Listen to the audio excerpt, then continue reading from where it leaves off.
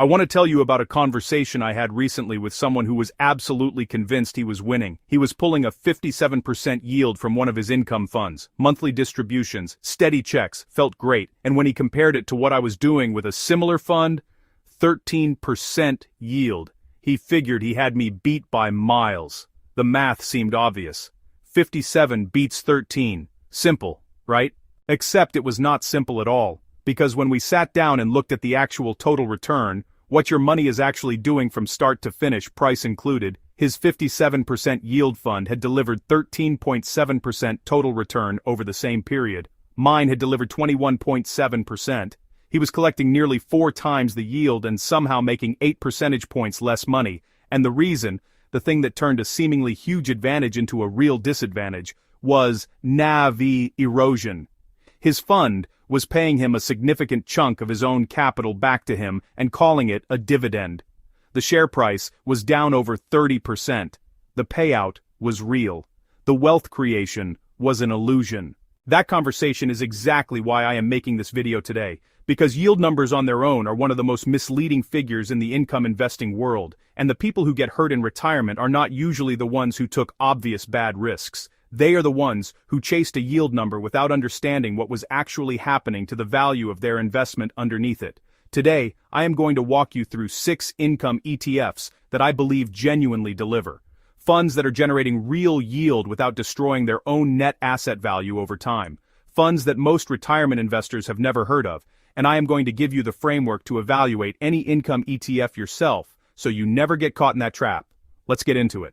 Before we look at any individual fund, I need to spend a few minutes on the concept that runs underneath this entire video, because without understanding it clearly, the fund comparisons will not mean very much. That concept is NAV erosion, and it is probably the most misunderstood and most misused term in income ETF investing right now. NAV stands for net asset value. It is simply the per-share value of a fund's underlying holdings. If you buy an income ETF at $25 a share, you want that share to still be worth $25, or $1, ideally more, a year from now, even after it has paid you income distributions throughout that period. NAV erosion is what happens when that does not occur, when a fund's distributions consistently exceed its actual earnings. When it is paying out more than it is making, the fund is forced to return your own principal back to you as part of the distribution. Your account shows income coming in, but the share price is slowly declining to fund that income. You are, in effect, withdrawing from your own savings account and calling the withdrawal investment income. The critical distinction I always make is between NAV erosion and a price drop. A fund can go down in price during a market correction, and that is completely normal and has nothing to do with erosion. The question is whether the price decline is happening because the market went down temporarily, or whether it is a structural downward trend caused by distributions exceeding earnings regardless of what the market is doing. If you pull up a long-term chart of a fund and the price line slopes consistently downward, not just during crashes, but through bull markets too, that is the signature of NAV erosion. The high yield is, as I like to say, a mirage. You are drinking your own water and thinking it came from a spring. The golden rule I apply to every income ETF I evaluate is this: total return is greater than yield. Total return means the combination of price appreciation or depreciation plus income distributions measured together. An 8% yield on a fund whose price is down 5% per year gives you a 3% total return. A 6% yield on a fund whose price is flat or positive gives you 6% or better. The second fund is more useful, even though the yield headline number is lower. When I screen for income ETFs, I filter for total returns that are genuinely positive over multi-year periods, not just distributions that look good on a screener. That filter is how we found the 6 funds we are talking about today. Let's get into them, too. The first fund is OVLC, the Overlay Shares Foreign Equity ETF, and this one actually came from a comment from one of our viewers, which I always love because it means we are covering ground that the mainstream income ETF conversation is not reaching. OVLC is an actively managed fund that provides exposure to non-US equities and overlays an options income strategy on top of that equity exposure. 2 things working at once: international stock market participation and additional income generated through derivatives. Now, I know some people have an immediate reaction to the word international. They want everything domestic, and I understand that instinct, but I want to gently push back on it. Most well-constructed retirement portfolios carry some international exposure precisely because it adds diversification that domestic-only holdings cannot provide. When the U.S. market struggles, international markets do not always move in lockstep. The geographic diversification itself is a form of risk management. OVLC gives you that diversification while also generating income from the options overlay, which makes it more useful than a plain international equity fund would be for a retirement-focused investor. The numbers here are strong. The current yield sits at approximately 6.65%, not the highest on this list, but more than enough to qualify as meaningful income. The one-year price return is approximately 27%, and the total return, yield and price appreciation combined, came in at around 36.9% over the past year. That is the number that matters. A fund paying you roughly 7% in income while also growing its net asset value by 27% is not cannibalizing your capital. It is doing the opposite. The income is real, and the underlying value is growing. The one limitation worth noting is the payout schedule. OVLC distributes quarterly rather than monthly, which some retirement investors find less convenient for cash flow planning. But as an addition to a growth-leaning bucket within a broader retirement portfolio, the performance case here is genuinely compelling. The second fund is KSLV, the Curve Silver Enhanced Income ETF, and I have to be upfront about one thing right away. This fund launched in September 2025, so it does not have the multi-year track record that I normally require from funds before featuring them. The only reason it made this list, despite that shorter history, is because multiple viewers asked specifically about silver-linked income strategies, and the performance since inception has been exceptional enough to warrant a discussion with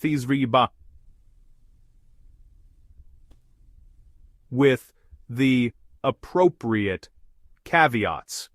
What KSLV does is conceptually straightforward. It actively manages a position in silver and silver-related investments, and it overlays a covered call strategy on top of that position to generate income.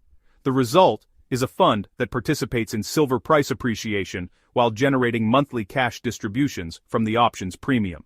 Since launch in late 2025, the fund has produced a price return of approximately 68%, a distribution yield running at around 20 to 21% annually, and a total return since inception of roughly 84%.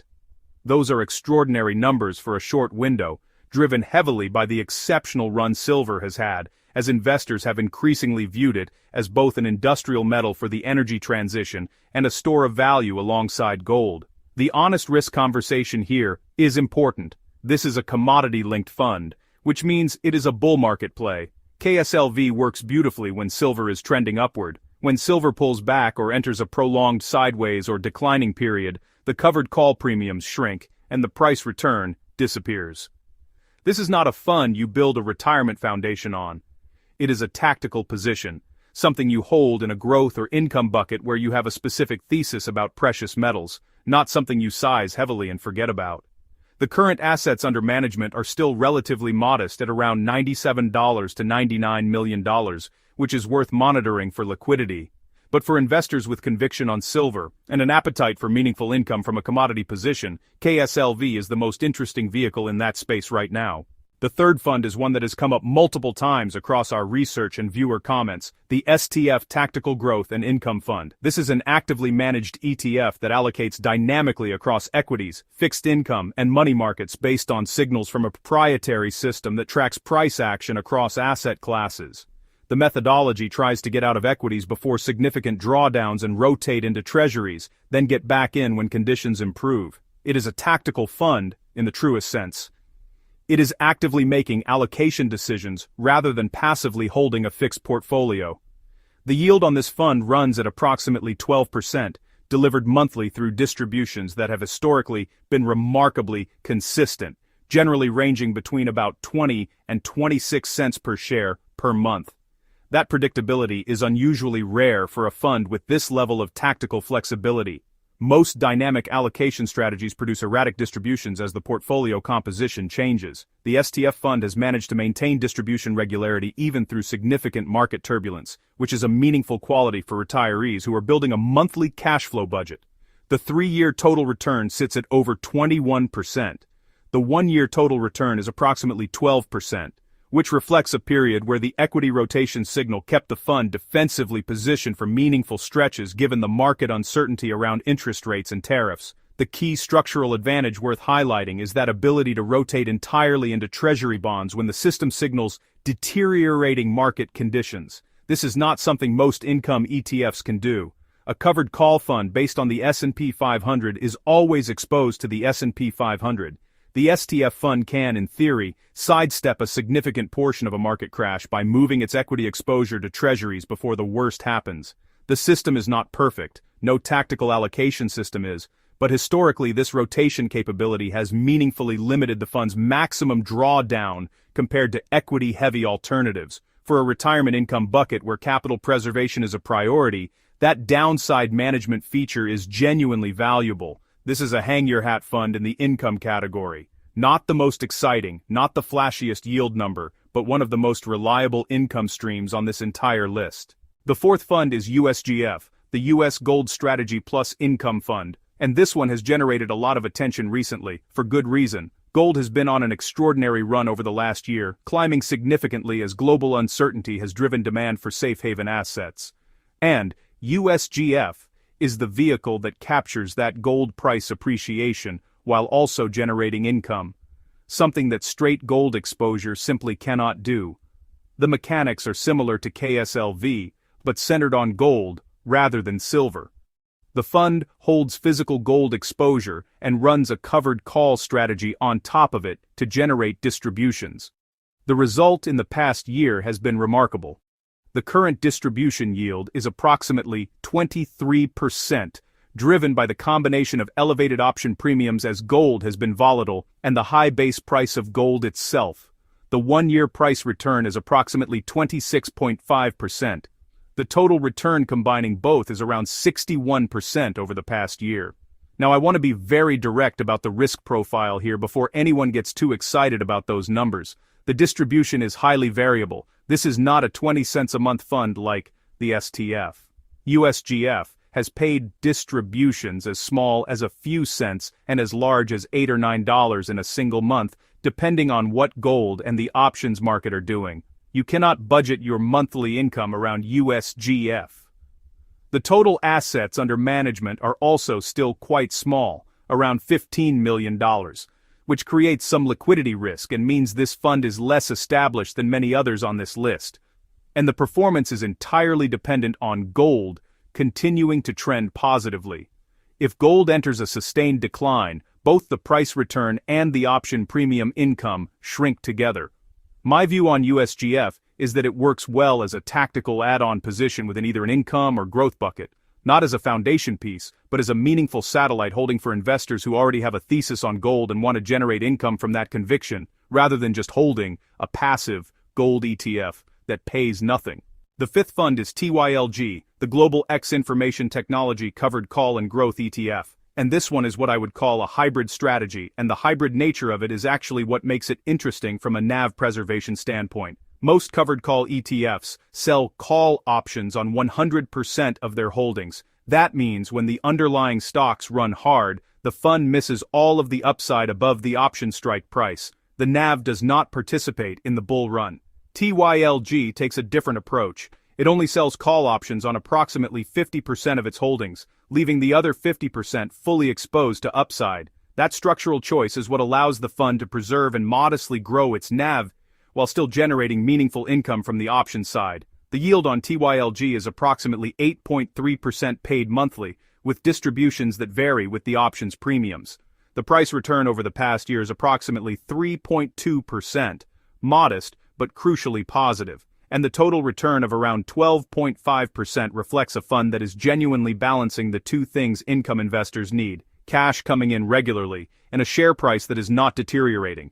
The 50% coverage approach is specifically designed to address the main complaint about traditional covered call funds, that they participate in the downside of their underlying stocks but miss the upside. TYLG captures approximately half the equity upside of its technology holdings while still generating meaningful option premium income from the other half. That balance is why the NAV has held up in a way that most fully covered call strategies cannot match. The concentration risk is worth naming clearly. TYLG holds technology stocks from the S&P 500 technology sector, heavily NASDAQ-weighted, heavily exposed to the biggest tech names.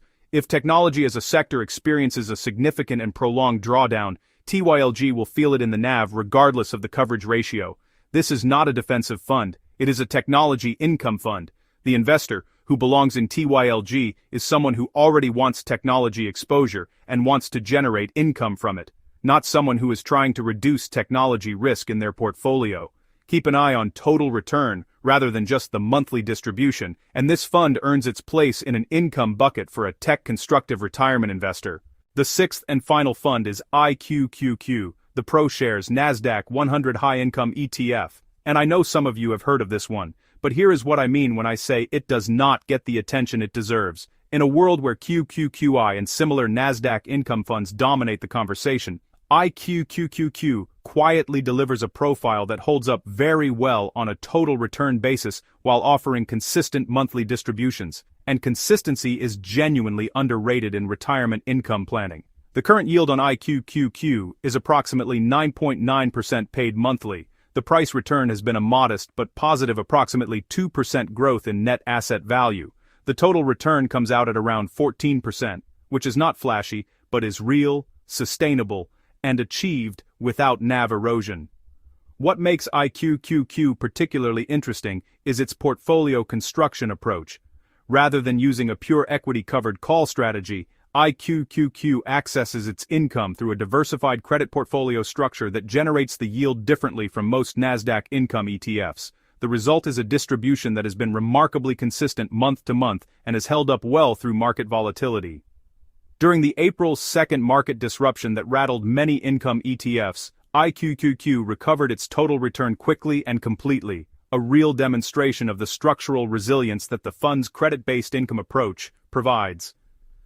For a retirement investor who is tired of seeing the same 3 or 4 NASDAQ income ETF names recycled in every video, IQQQ is the fund that earns its quiet reputation through performance rather than marketing. 9 to 10% yield. Positive price return, 14% total return, monthly distributions with consistent sizing, no NAV erosion visible in the long-term chart. That combination of characteristics is what you are looking for in an income bucket holding, and IQQQ delivers it reliably. Let me pull all 6 of these together and give you the framework for thinking about where each one belongs in a retirement portfolio structure, because a list of funds without a structure is just noise. The way I organize income investments is across 3 buckets: noidation, growth, and income. And each fund on this list lands differently. OVLC, with its 27% price return and 37% total return, sits clearly in the growth bucket. The income it generates is real and meaningful at around 6.7%, but the headline story here is price appreciation. This is a fund that grows your wealth while paying you to wait. If you want international diversification with income on top, OVLC belongs on the growth side of your portfolio. KSLV also sits in the growth bucket for me, or perhaps spanning growth and income depending on how you weight the silver commodity thesis in your overall allocation. The total return during silver's bull run has been extraordinary, but it is a tactical position, not a permanent foundation. Size it accordingly. USGF is similar, growth or income depending on your gold conviction, but always sized as a satellite rather than a core holding given the variable distribution and small AUM. The STF Tactical Growth and Income Fund is where I hang my hat in the income bucket.